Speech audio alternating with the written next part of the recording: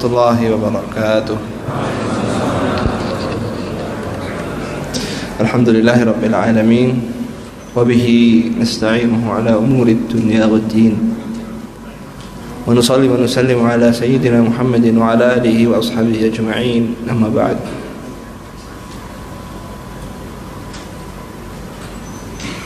Kita bersyukur kepada Allah Subhanahu wa taala, malam ini kita bisa hadir bermajlis di tempat ini. Mudah-mudahan Allah Subhanahu wa taala menurunkan keberkahannya kepada kita atas waktu yang kita luangkan untuk mencari ilmu di rumah Allah Subhanahu wa taala ini. Jemaah yang dirahmati oleh Allah Subhanahu wa taala, pada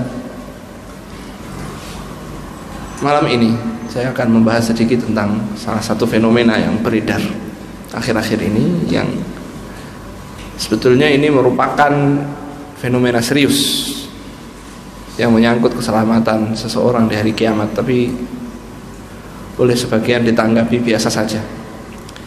Yang memang ini adalah hasil dari kejahilan banyak masyarakat terhadap urusan tauhid, dan kurang semaraknya kajian yang membahas tentang masalah tauhid. Agak dikesampingkan kajian masalah tauhid ini, padahal tauhid ini menyangkut keselamatan kita sampai hari kiamat. Ada dua kejadian, tiga sih yang sebetulnya, yang ketiga nggak penting. Yang pertama, fenomena spirit doll. Ini unik ya. Yang tua-tua nggak ngerti itu spirit doll. Nggak ngerti toh Pak? Tak ceritain nanti Pak. Yang nom-nom ketawa semua ngerti. Yang kedua, fenomena baru, yaitu seseorang yang menendang sesaji. Ada sesajen udah ditendang. Yang ketiga nggak penting, itu ada orang kurang kerjaan yang nulis di Facebook, di mana, di Twitter, Allahmu nggak perlu dibela, Allahku kuat, apa segala macam itu. Baik. Yang pertama, saya termasuk yang agak terakhir tahunya tentang masalah spiritual itu ya. Jadi di Thailand itu ada beberapa sekte dari Budanya itu, dia mempopulerkan boneka yang diklaim diisi roh atau arwah ya. Yang boneka itu kalau diadopsi bisa dianggap bisa mendatangkan keberuntungan dan menolak bala, sehingga boneka itu diperlakukan seperti anak sendiri. Makanya menganggapnya itu adopsi, bukan beli. Entah bagaimana caranya fenomena itu nyampe ke Indonesia ya, dipopulerkan oleh beberapa artis. Ada apa Bu? Itu tolong di. Kenapa? Oh, minta dibuka.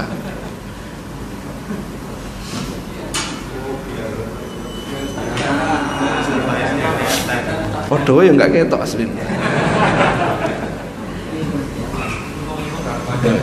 Iya. Kenapa? Ya. Jadi fenomena ini sampai ke Indonesia, diadopsi oleh artis-artis dan orang-orang kaya di Jakarta. Mana orang Solo nggak ada yang kenal itu spiritual. Kenalnya Jalangkung, ya toh Pak. Tapi kira-kira sudah 10 tahun ini kita nggak pernah dengar orang main Jalangkung, betul nggak? Mungkin lebih dari 10 tahun itu sudah mati, sudah punah. Lah ini muncul gaya baru. pakai boneka lucu-lucu itu, namanya spirit doll. Tadinya saya nggak ngeh dan saya anggap ini orang-orang kurang kerjaan. Sampai saya mendapati seorang muslimah membeli dan membuat testimoni. Testimoninya ini menarik. Saya jadi semakin taat kepada Allah setelah memelihara, mengadopsi spirit doll ini. Jadi sering saya diingatkan untuk sudah waktunya ibadah, saya diingatkan.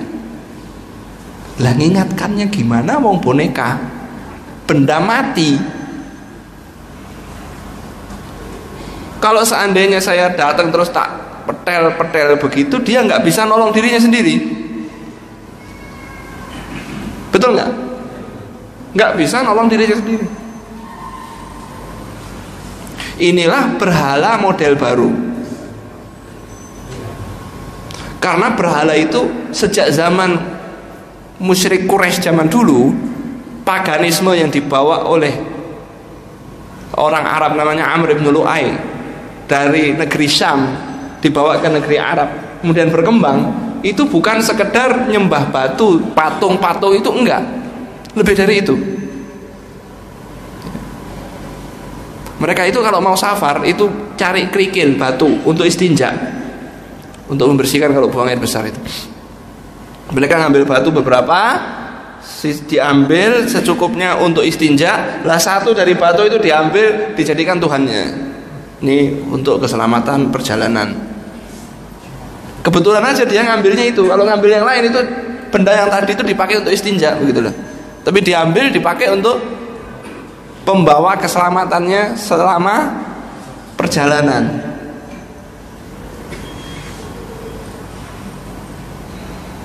Ini sama juga sebagian mereka membuat Tuhannya itu dari adonan tepung dan kurma. Jadi kurma diadon kasih tepung begitu ya, jadi makanan dibentuk mungkin begitu, terus dianggap Tuhannya dibawa ketika safar agar supaya perjalanannya dilindungi.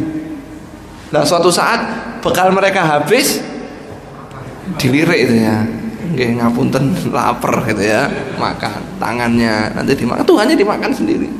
Jadi dengan ketawa. Lah para sahabat ketika masuk Islam dan hijrah ke Madinah sering habis subuh itu kumpul-kumpul cerita-cerita, diantaranya kadang ceritakan masalah zaman jahiliyah dulu. Ya mereka ketawa seperti antum sekarang ketawa. Tuhan kok dari roti. Kenyataannya mereka ya begitu. Antum kan ketawa, Tuhannya boneka. Ya. Tapi kenyataannya terjadi. Ada orang sekarang yang melihara boneka dijadikan Tuhan, meskipun mereka nggak mengatakan saya menjadikannya apa? Tuhan, saya nggak menyembahnya, enggak. Tapi dengan perilaku itu dia menjadikannya sekutu bagi Allah Subhanahu wa ta'ala.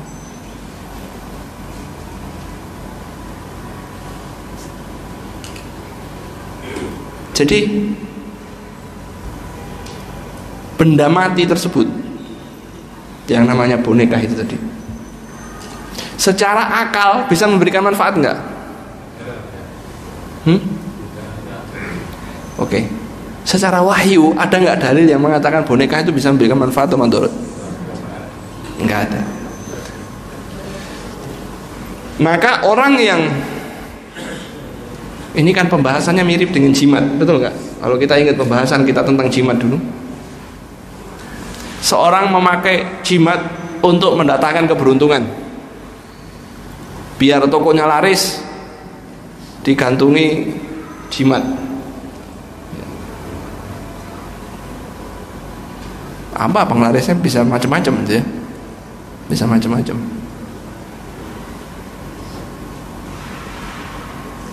Di Surabaya ada warung bakso, saya tidak tahu pernah cerita atau enggak, lupa saya. Warung baksonya itu ramai sekali ya. Tuh pegawainya tidak boleh nuangkan kuahnya, bolehnya ngeracik tok, nuangkan kuahnya bosnya. Terus sampai rame berjalan begitu beberapa lama. Suatu hari pas baksonya ini rame-ramenya, bosnya ini lagi masuk ke dalam ngantri. Karena ngantri sudah nggak bisa ditahan lagi, anak buahnya ini apa? Nekat buka pancinya ngambil kuahnya. ambil kuah, pas nyiduk loh kok ada suatu hal yang berat. Coba diambil, ternyata apa Pak? Celana dalam. Penglarisnya apa? Ini nggak main-main. Saya bukan cerita, ini betul, sempat heboh dan masuk koran waktu itu. Ya. Kira-kira secara akal, apa hubungannya celana dalam di dalam panci dan laris? Ada nggak? Secara wahyu, ada nggak syariat meletakkan celana dalam di panci bakso supaya laris? Nggak ada. Lantas kenapa dia menjadikan hal itu sebagai sebab laris? Ada dua kemungkinan. Kemungkinan pertama, dia meyakini benda itu bisa membuat dagangannya laris. Benda itu dapat mengundang kepercayaan orang. Benda itu dapat membuat masakan jadi enak sehingga orang tertarik untuk ikut lagi untuk kembali lagi makan di situ. Sehingga benda itu diyakini punya kemampuan memberikan manfaat. Maka orang itu jatuh syirik. Perbuatan apa? Orangnya disebut musyrik. Mana yang lebih jelek? Seseorang berbuat syirik atau seseorang menzinai anak putrinya sendiri? Dua-duanya jelek, saya tahu Pak. Tapi pertanyaannya mana yang lebih jelek? Mana yang lebih jelek? Korupsi Asabri dengan perbuatan syirik. Loh itu 30 triliun loh. Untuk bangun masjid bisa banyak loh itu. Mana yang lebih jelek?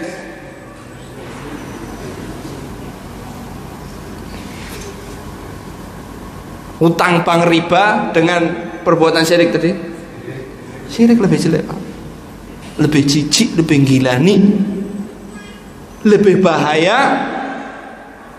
Kenapa? Sebabnya kalau nggak tobat masuk neraka kekal selama-lamanya, nggak keluar-keluar Pak.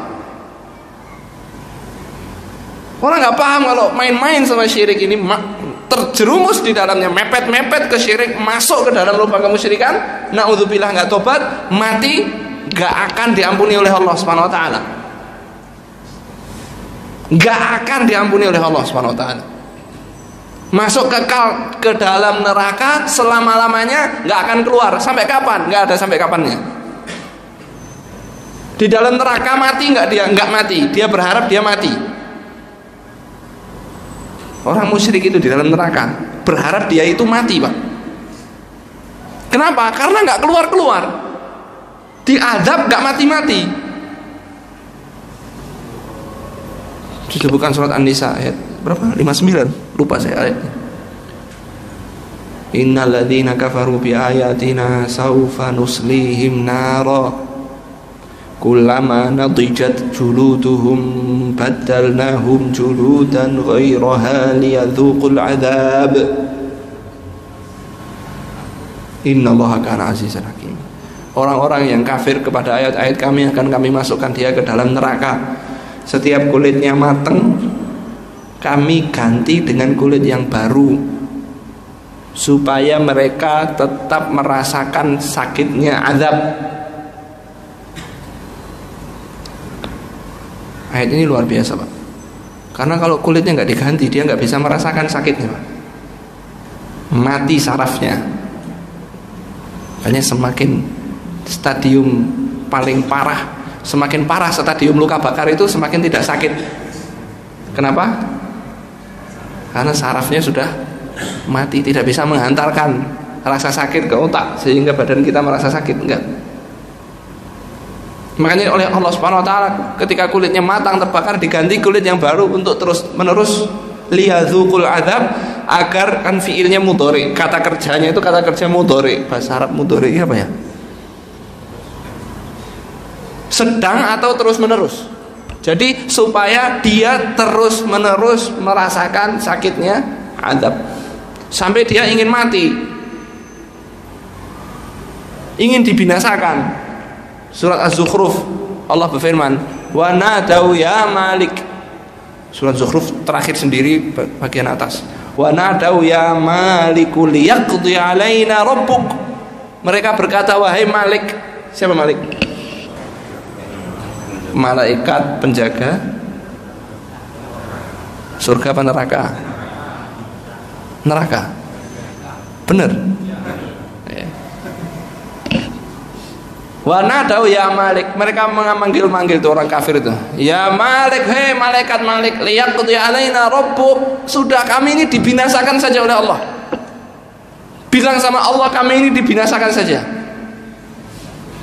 Malaikat Malik diam, enggak menjawab. Mereka teriak-teriak begitu itu, malaikat Malik tidak menjawab. Di riwayat dijawab 1000 tahun setelah dia minta baru dijawab. Qala innakum makithun. Malaikat Malik menjawab, kalian tinggal di sini terus-menerus selamanya. Laqad ji'nakum bil haqq walakin aktsarakum lil haqqi karihun. Kami telah mendatangkan kepada kalian dengan kebenaran, tapi banyak dari kalian ini enggak suka dengan kebenaran. Sekarang ini tinggal di sini selama-lamanya. Saking bodohnya orang sekarang itu kan era media sosial itu kan masing-masing ngomong jeplak semuanya sendiri. Ya. Itu dia ada yang komen itu, oh ini kan syirik bener. Jangan asal memvonis syirik ya. Syirik enggak itu tergantung niatnya. Oh gimana atau tergantung niatnya? Ya.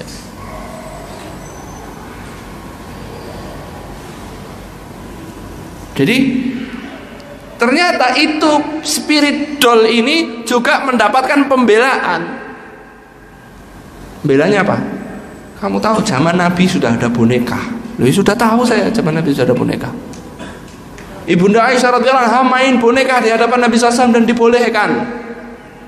Ya memang main boneka boleh, siapa yang bilang main boneka tidak boleh?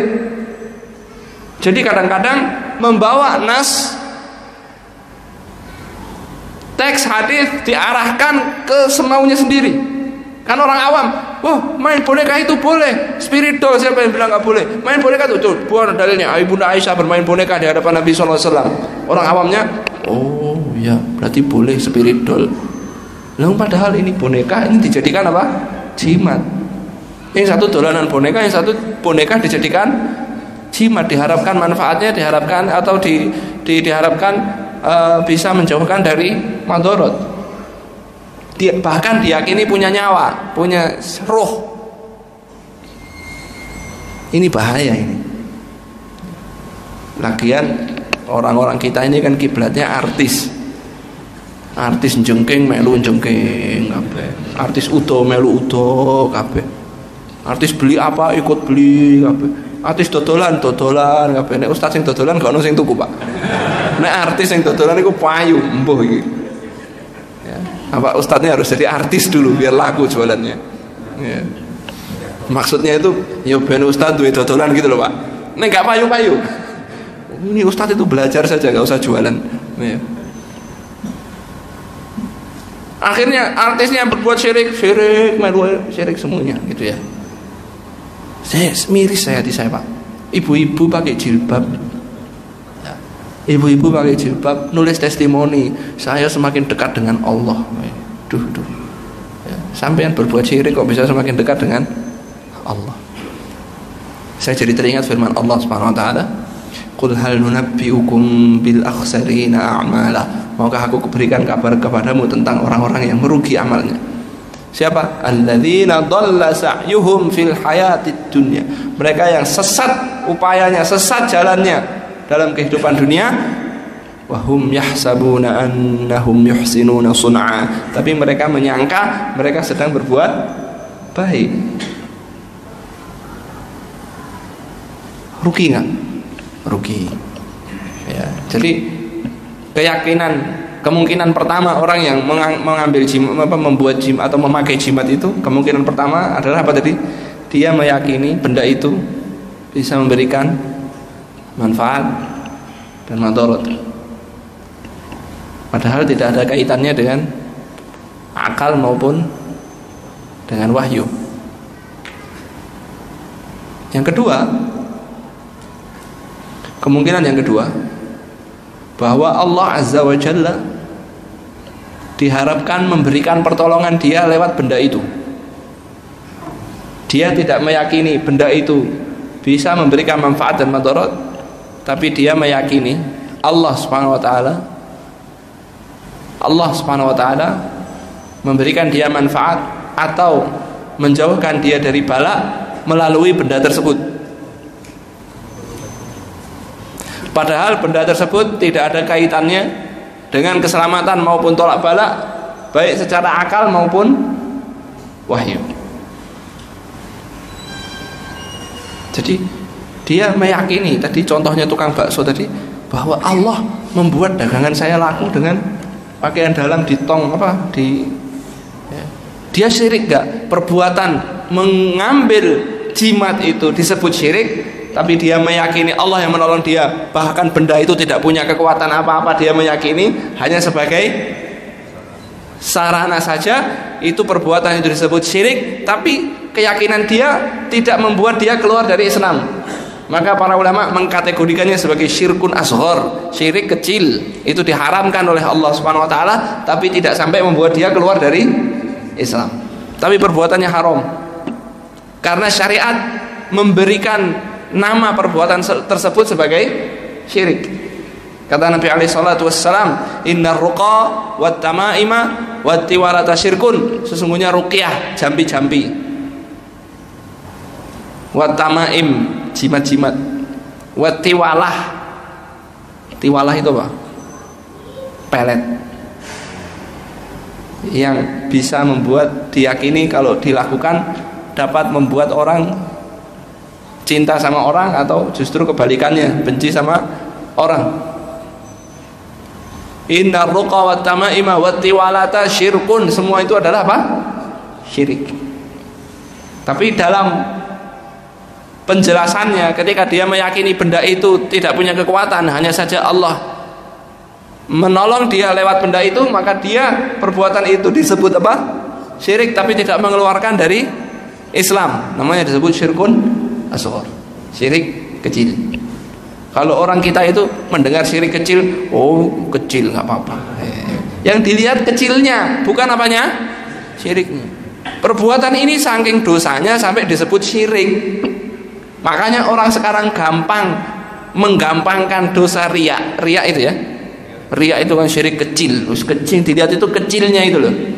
Padahal riya itu dosa besar, saking besarnya sampai disebut apa? Syirik. Menduakan Allah dalam tujuan ibadahnya. Jangan dilihat kecilnya Pak, tapi dilihat kata-kata syirik. Kita harus takut banget sama kata-kata syirik itu. Sehingga Nabi Ibrahim yang begitu pahamnya dengan konsep tauhid dan syirik, dan perjuangannya menegakkan tauhid dan syirik, menegakkan tauhid dan memerangi syirik, sampai mau dibakar, sampai segala macam perjuangannya itu, beliau itu berdoa kepada Allah. Di antara doanya itu, Rabbi ja'al hadzal balada aminan wajnubni wa baniya an na'budal asnam. Ya Allah, jadikanlah negeri ini negeri yang aman, dan jauhkan aku dan anak turunku dari menyembah berhala. Jadi Nabi Ibrahim khawatir terhadap dirinya dan khawatir terhadap anak turunnya untuk berbuat syirik. Nabi Ibrahim bikullu, Nabi Ibrahim, Nabi Allah, ulul azmi, kekasihnya Allah, masih takut tertimpa dosa apa? Tangan sini aja, lepas terus.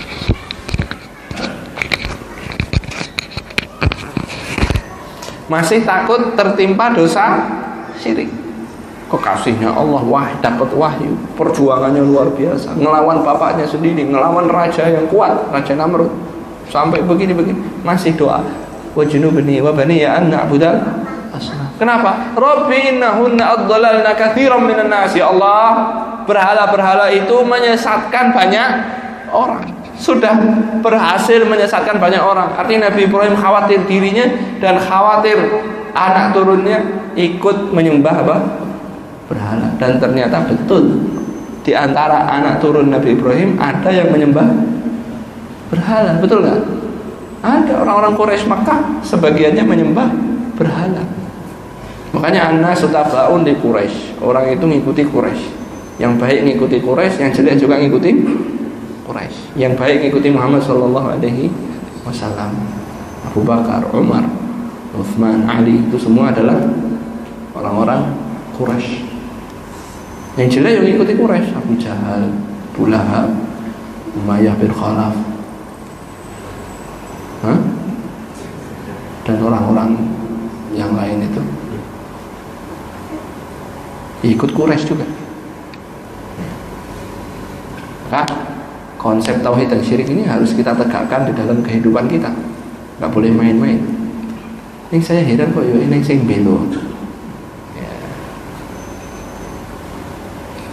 Yang kedua, sesajen.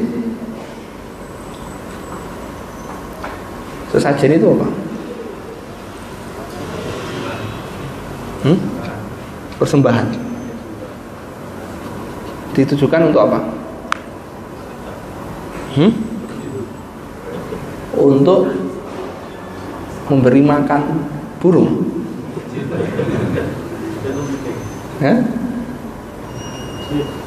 Penting ini menjelaskan maknanya dulu.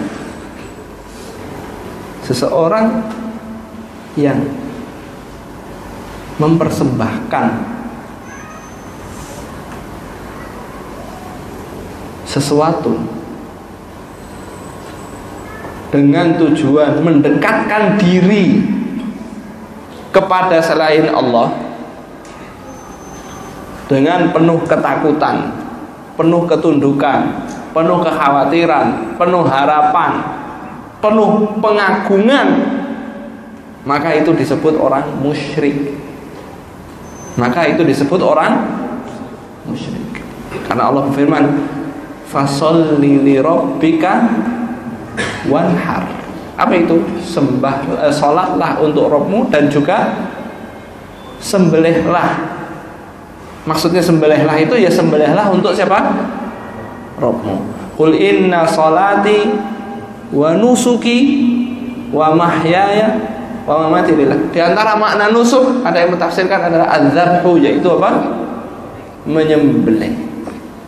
Seseorang yang menyembelih hewan ternak, apapun yang disembelih, untuk mendekatkan diri kepada selain Allah Subhanahu wa ta'ala, untuk mendekatkan diri kepada selain Allah Subhanahu wa ta'ala dalam rangka atau yang didasari dengan rasa takut, penuh harapan, rasa ta'zim, pengagungan, rasa khauf roja, penuh harapan, tawakal kepada selain Allah, maka dia telah menjadikan pihak yang dia berikan sesaji itu tandingan bagi Allah Subhanahu wa ta'ala. Karena yang dilakukan itu adalah ibadah. Kalau ibadah diberikan kepada selain Allah, maka jatuhnya perbuatan apa? Syirik. Sesajinya buah-buahan, pisang apa, diserahkan kepada yang nunggu tempat ini, yang nunggu tempat ini.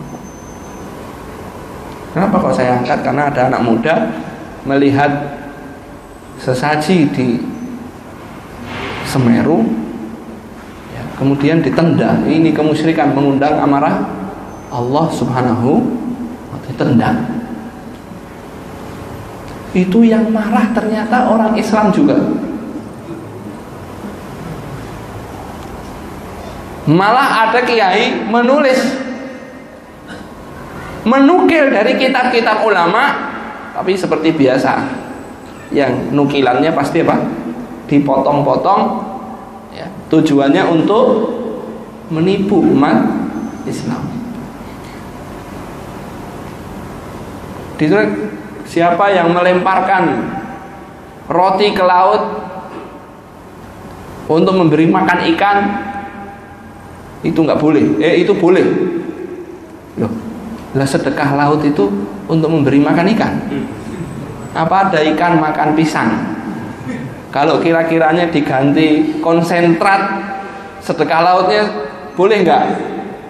ya, sedekah laut gitu ya, oh ini katanya musyrik, bukan musyrik, ya udah buah-buahnya diambil diganti pelet pakan ikan itu ya, terus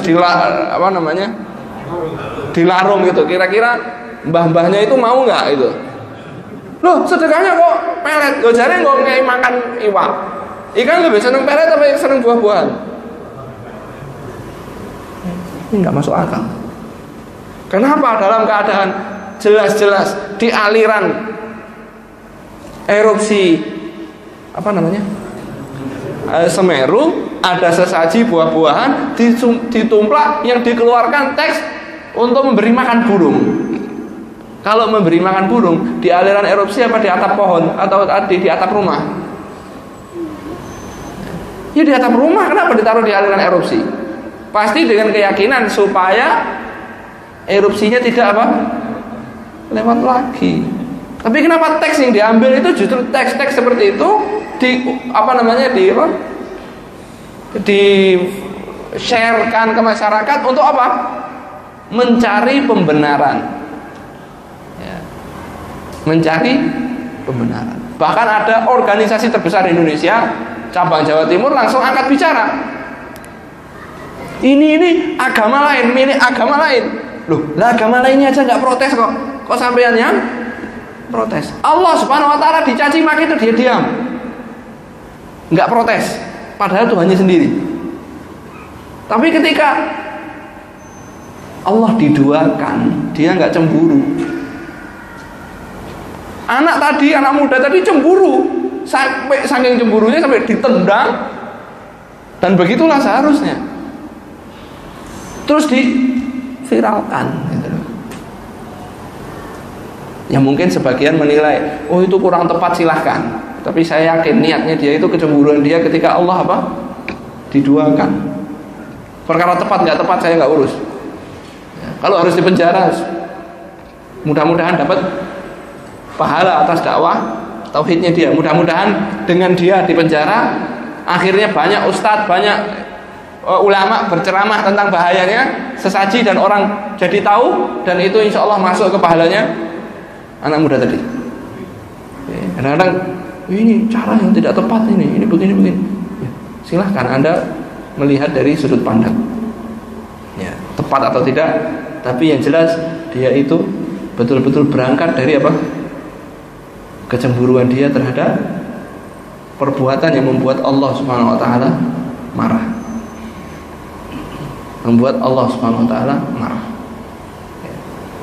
Silahkan Anda lihat nanti tentang masalah ini, siapa yang protes. Nanti Anda akan tahu, oh ini toh, oh ternyata ini. Nah itu silahkan Anda tulis namanya baik-baik. Tulis namanya baik-baik. Suatu saat kalau mereka muncul ingin memimpin masyarakat, Anda sudah tahu bahwa dia itu dulu pembela kemusyrikan. Suruh tobat dulu. Kalau nggak tobat jangan dipilih. Jangan dipilih. Ini ternyata kajian tauhid itu memang penting.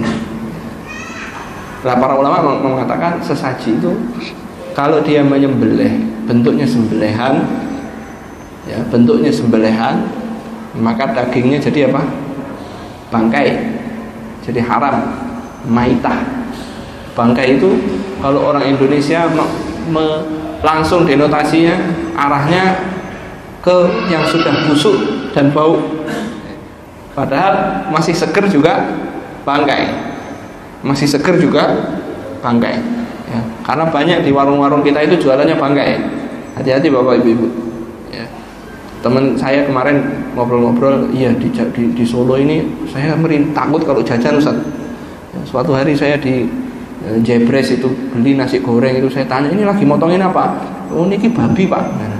Loh jualan babi? Nggih, tapi nasi gorengnya itu ayam, tapi saya juga jual menu yang babi. Waduh orang situ tuh Pak. Loh ini gimana, sudah saya goreng nyoh duitnya.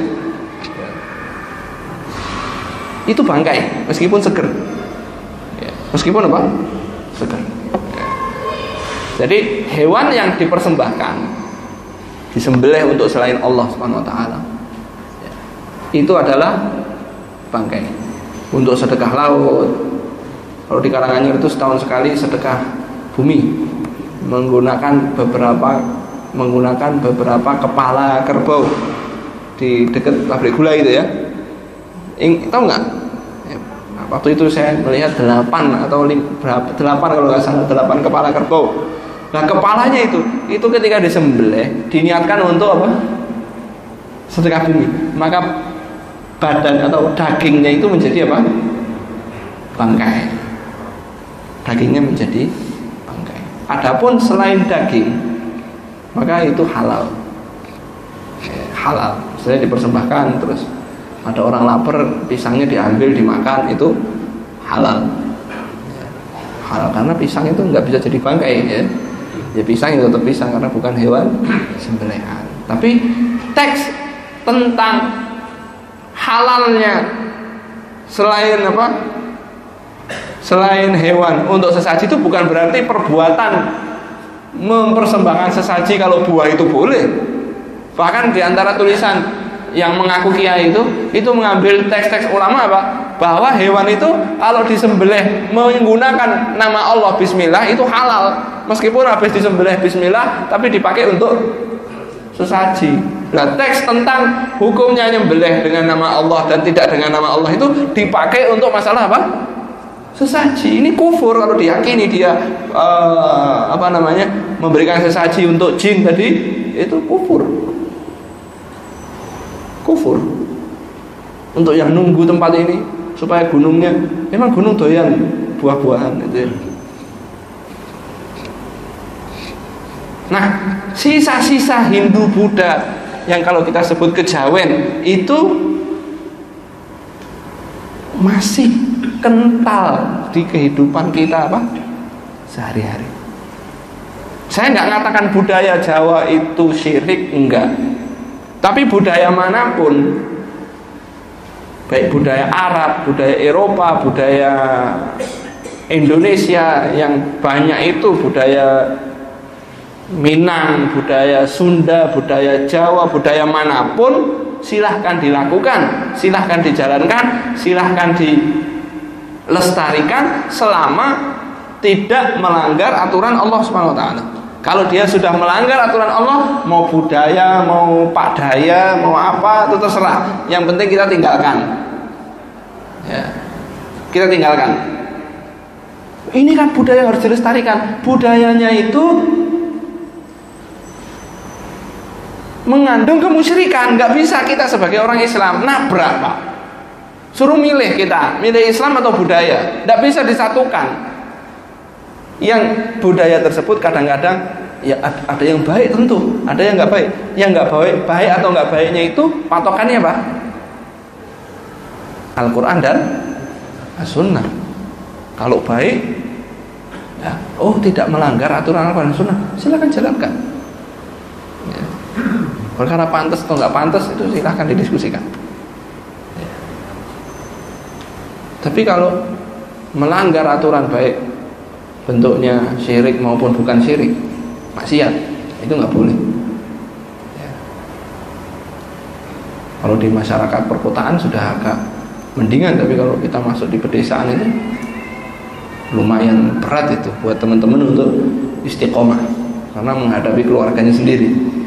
Ya. Dari mulai hal-hal kecil gitu ya. Mahram, kalau lebaran harus apa? Salam-salaman. Langkur salaman nih lo diceng. Saya nggak mau salaman ngene tok. Ngajine ning ndi diungkit-ungkit. Ini bukan mahram, saya nggak mau salaman. Itu dimarah. Seakan-akan dia sudah melakukan apa? Pelanggaran besar terhadap budaya. Kamu baru ngaji sebentar sudah mengharam-haramkan, kan begitu? Yuk, bukan ngaji sebentar atau lama, ini ilmu saya dapat, ini haram, nggak boleh salaman lawan jenis yang bukan mahram. Nanti wudhu lagi. Wah, ini bukan perkara batal atau enggaknya, ini haram. Bahkan saya dengar sendiri seseorang yang nyeletuk itu kan, ada orang dalam masa iddah, kan masa iddah yang ditinggal meninggal itu kan tinggal di rumah. Ya, dia bilang udah keluar aja, nggak apa-apa. Ya, kan hadir perkawinan itu ya. Kan nggak apa-apa keluar aja, nanti kalau dosa saya yang nanggung. Waduh, Oh, dosa yang nanggung, nggak ngerti adabnya di hari kiamat kayak apa, mau nanggung apa enggak nanti. Jadi budaya itu kita benturkan dengan Al-Quran dan Sunnah. Bertentangan enggak? Kalau bertentangan kita tinggalkan. Atas nama apa? Atas nama keislaman kita. Ya. Makanya budaya-budaya yang syirik yang sudah mati jangan dihidupkan lagi. Budaya yang tidak syirik silahkan mau dihidupkan lagi. Ya. Silahkan mau dihidupkan lagi. Budaya Jawa apa? Tanya dulu ke ulama, boleh enggak? Ini syirik enggak? Enggak, ya sudah boleh. Tapi orang-orang yang teriak-teriak budaya Jawa itu kon moco aksara Jawa kira-kira iso apa enggak itu, Pak? Padahal budaya yang paling penting untuk ditegakkan agar tidak hilang itu apa? Hah? Bahasa. Makanya orang barat memerangi bahasa Arab karena apa? Dengan seseorang meninggalkan bahasa Arab, otomatis budaya Arabnya ikut apa? Hilang. Ya, makanya di Dubai itu anak-anak kecil mulai nggak bisa bahasa Arab di Emirat. Ya. Gurunya itu ngasih gambar binatang apa? Mahada. Turtle, kura-kura. Loh, Arab? Apa nggak tahu? Oh ini apa? Jenis binatang-binatang itu ngertinya pakai bahasa apa? Inggris. Arabnya malah nggak ngerti. Kalau dulu sampean kan bilang orang Arab itu kok pinter bahasa Arab ya. Nah, sekarang mulai enggak. Ya. Orang Arab nggak pinter bahasa Arab. Kalau di Solo tinggalnya seperti saya wajar, Pak. Karena kumpulnya sama jenengan-jenengan ini, nggak bisa bahasa Arab, wajar gitu ya. Nah ini tinggalnya di Arab loh, nggak bisa bahasa Arab. Karena apa? Perang kebudayaan. Ya, perang kebudayaan. Nomor satu yang disasar apa? Bahasa. Masuknya kelemahan di bangsa Turki Utsmani waktu itu diantaranya ketika ada sekolah-sekolah yang didirikan oleh Perancis dan Inggris, pertukaran budaya. Nomor satu yang diajarkan apa? Bahasa Inggris. Ya. Budaya Jawa yang harus dilestarikan. Sinawa aksara Jawa saya. Ya. Enggak bisa aksara Jawa kok. Sekarang kan jalan-jalan ditulis aksara Jawa gini. Ada yang bisa baca enggak? Enggak ada. Itu kalau ditutup bahasa Indonesianya orang kesasar semuanya. Ini jalan apa ini ya? Google Translate pun nggak bisa itu. Ya. Ada suku, ada di pangku mati itu kan ada apa? Itu Google Earth, Google Translate nggak mampu itu terjemahkan itu. Nah, maka budaya-budaya yang sudah mati nggak usah dia apa? Karena orang yang menghidupkan budaya yang jelek, dia ikut apa? Hadis Nabi SAW, man sanna sunnatan sayyi'atan. Siapa yang memulai kebiasaan buruk dalam Islam, maka dia menanggung dosa dirinya dan dosa orang-orang yang mengikutinya sampai hari kiamat. Jadi budaya sudah mati, yang syirik udah biarin mati, jangan dihidupkan lagi. Jadi orang Jawa itu sebagian sudah meninggalkan ritual-ritual ribet dalam pernikahan, betul nggak? Di mandi kembang dulu, kembangnya airnya harus dari 7 sumur, nanti dari apa namanya 7-nya kembangnya harus ini. Itu sebagian orang Jawa sudah meninggalkan. Ya. Betul Pak? Sampai meninggalkan nggak? Ada orang Arab tinggal di Solo, itu malah hidupkan budaya itu. Sampean ki orang Jawa bukan, kok malah ikut-ikut apa? Budaya itu. Sekarang mulai tren lagi. Yang penting kan tidak niatnya syirik. Tidak niatnya syirik itu budaya syirik, tapi dia tidak pakai hadis innamal a'malu binniyat. Ya kenapa harus pakai itu? Ya untuk keren-kerenan saja. Bayangkan Nabi SAW melarang nyembelih hewan di tempat di mana di situ ada sembelihan selain Allah Subhanahu wa taala. Jadi orang musyrik itu biasa menyembelih di suatu tempat untuk apa? Sesaji. Orang Islam dilarang nyembelih di situ. Paham ya? Jadi misalnya ada suatu tempat biasa dipakai untuk nyembelih syirik, untuk sesaji. Orang Islam dilarang nyembelih di situ meskipun dia disembelih untuk makan. Meskipun dia nyembelih untuk Allah Subhanahu wa taala. Kenapa nggak boleh? Karena dia dikhawatirkan beberapa hal. Nanti satu, hatinya apa? Mulai terkait kepada adat zaman dulu. Yang kedua, orang yang melihat akan menyangka dia apa? Melakukan, karena dia nggak nulis saya nyembelih bukan untuk sesaji, dia nggak nulis itu. Orang cuma lihat, dia berasumsi sendiri, betul nggak? Betul nggak? Saya misalnya amar ma'ruf nahi mungkar sendirian ke kafe, tempat pelacuran, naudzubillah. Terus saya nggak pakai baju koko, pakai kaos, pakai celana biasa, keluar dari tempat seperti itu. Antum ngelihat saya kayak apa itu? Ustaz tahu ini. Terus saya nyalahkan antum harusnya tabayun dulu, ya. Sebetulnya dalam hal ini yang salah siapa? Itu saya. Ngapain ke sana? Nggak pakai baju yang jelas, nggak bawa rombongan, sendirian ke sana dakwah. Terus orang suudzon sama saya, terus yang disalahin kamu suudzon, nggak apa? Nggak tabayun gitu ya. Nah, itu Nabi tutup pintu itu. Ya. La tadhbahu fi makanin yudhbahu fihi li ghairillah. Jangan kalian sembelih di tempat di situ dipakai untuk menyembelih untuk selain Allah Subhanahu wa taala. Ketika ada suatu sahabat ingin menyembelih hewan di suatu tempat, ditanya oleh Nabi sallallahu alaihi wasallam, "Apakah di situ ada berhala dari berhala zaman jahiliyah?" Ya. Ditanya oleh Nabi, apakah di situ ada berhala dari berhala-berhala jahiliyah? Kenapa? Kalau ada berhala, biasanya orang nyembelih di depan berhala. Terus darahnya dioleskan di berhalanya itu. Darahnya dioleskan di berhalanya itu. Maka dari itu, segala pintu menuju kemusyrikan oleh Nabi SAW sudah apa? Ditutup. Sudah ditutup. Dan subhanallah, hari ini dibuka lebar. Justru yang mau nahi mungkar, menyelamatkan umat Islam dari lubang-lubang kemusyrikan, justru dilempar dengan apa? Tuduhan-tuduhan macam-macam. Radikal, tidak toleransi, dan lain sebagainya. Ya samalah seperti rutinan tahunan itu kan. Kalau sudah bulan Desember kan hukum mengucapkan selamat Natal, itu rutin gitu ya. Cuman tahun ini corongnya lebih keras. Sampai orang Arab juga mulai ngomong ini. Orang Arab itu, ulama-ulama di Al-Azhar itu juga mulai, sebagiannya mulai meleto. Tadinya haram, berubah hukumnya Pak. Ya, tadinya haram, itu ulama 2 abad yang lalu itu sudah sepakat, 3 abad itu sudah nggak ada yang rembuk. Baru masa-masa ini saja, masa-masa perang pemikiran. Nah, mulai ada yang